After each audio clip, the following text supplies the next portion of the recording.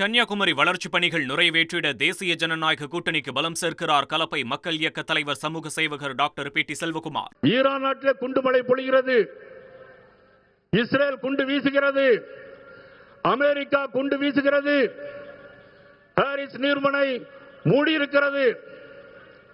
ஆனால் இந்திய நாட்டு கப்பல் போனால், மோடிஜி பெயரை சொன்னால் அந்த பாரிஸ் நீர்மனை அப்படியே திறக்கிறது. அந்த பாரிஸ் நீர்மனை அப்படியே திறக்கிறது. குண்டு மழை பொழிந்து கொண்டிருக்கிறது. வானத்தில் ஒரு விமானம் பறந்து கொண்டிருக்கிறது. ரேடார்ல பார்க்கறாங்க. எந்த விமானம் அப்படின்னு பார்த்தா அது ஏர் இந்தியா. எல்லா நாட்டிலும் போர். ஏர் இந்தியா விமானம் வானத்திலே பறந்து கொண்டிருக்கிறது. அப்பேற்பட்ட மாபெரும் தலைவர் நரேந்திர மோடிஜி அவர்கள். ஆனால் நம்ம முதலமைச்சர் ஸ்டாலின் என்ன தெரியுமா சொல்றாரு?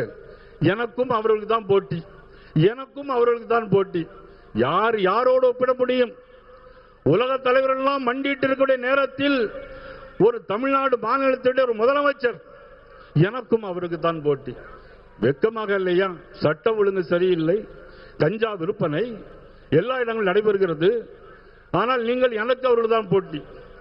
ஆனால் இன்றைக்கு அண்ணன் எடப்பாடி பழனிசாமி அவர்கள் போகிற இடம் எல்லாம் மழை, மக்கள் வெள்ளம். நாங்கள் என்று சினிமா நடிகர் அல்ல, மிகச்சிறந்த பேச்சாளர்களும் அல்ல. ஆனால் மக்கள் போகிற வழி எல்லாரும் கையை காட்டுகள் அசைக்கிறார்கள்.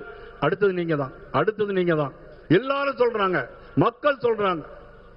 அப்பேற்பட்ட இந்த கூட்டணி நிச்சயமாக வெல்ல வேண்டும். அனைவரும், அனைத்து தேசிய ஜனநாயக கூட்டணி தலைவர்கள் அனைவரும் நீங்கள் ஒன்றுபட்டு உழைக்க வேண்டும். உழைத்து தேசிய ஜனநாயக கூட்டணியுடைய ஆட்சியை கொண்டு வர வேண்டும். மே 4ஆம் தேதிக்கு அப்புறம் சட்டமன்றத்தில் எடப்பாடி பழனிசாமி என்னும் நான் இந்த குரல் கேட்க வேண்டும்.